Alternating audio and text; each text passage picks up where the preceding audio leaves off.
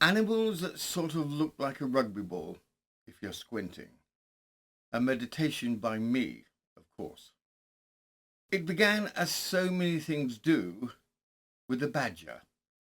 I was walking the footpath that runs behind the allotments, a lovely route, if you don't mind nettles, runaway hens, and the occasional aggressive marrow, when I glimpsed something barrel-shaped scampering into a hedge, roundish, stout, faintly angry.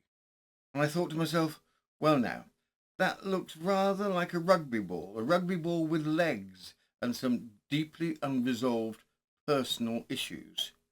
And so the game began.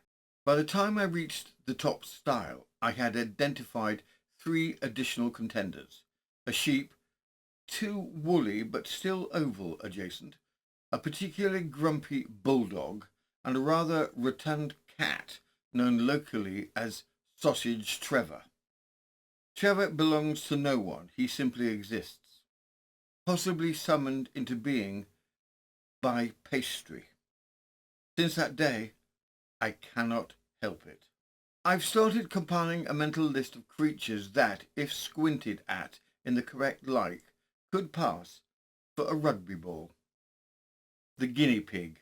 Yes, the guinea pig with a certain sense of urgency and midlife crisis. Definitely. Hedgehogs.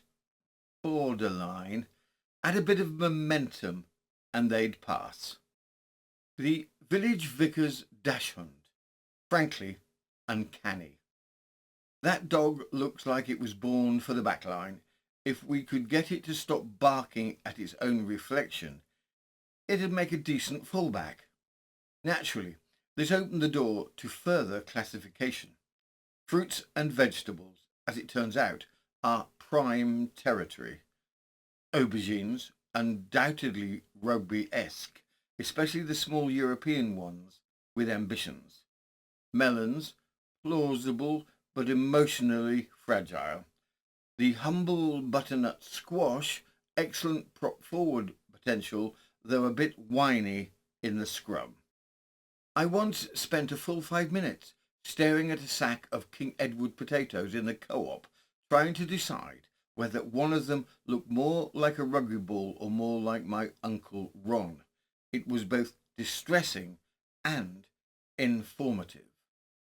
And then, and I know this may be controversial, I realised something far more troubling. There's a man who lives on the other side of the village, perfectly nice, very gentle, something to do with insurance or possibly bee sanctuaries. I've never quite got it straight. And every time I see him coming round the corner, I can't help it. I think there goes a man who looks quite a lot like a rugby ball in trousers. It's the shape, the gentle curve from shoulders to hip, the slightly rounded edges, the air of being just on the verge of being kicked.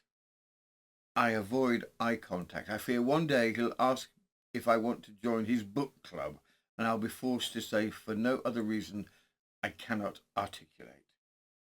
Is it possible I need a hobby? Yes. Is this what happens when you stop playing rugby and start narrating strange tales on YouTube for a living? Almost certainly. And yet, the list keeps growing. I saw a French bulldog in Cheltenham last week that could have been a World Cup contender. And don't get me started on pineapples. It's the texture that throws you off. Anyway, if you happen to be out and about and you see something that gives you pause, just the faintest whiff of oval aggression, feel free to report it. I'm compiling a chart. Have you encountered any rugby ball impersonators in the wild? Tell us in the comments, or if you'd like to support our strange little adventures, there are 3 delightful, unnecessary options. For downloadable tales and PDFs, including our evergreen collection of unreliable memoirs, kofi.com/Robin & Co. And for behind-the-scenes oddities, exclusive nonsense, and sneak previews of what Colin's currently judging, The link is below. Patreon.com/T/News of the Times Historical Crime. We do serious historical crime there too, but occasionally we rank aubergines for tackle potential.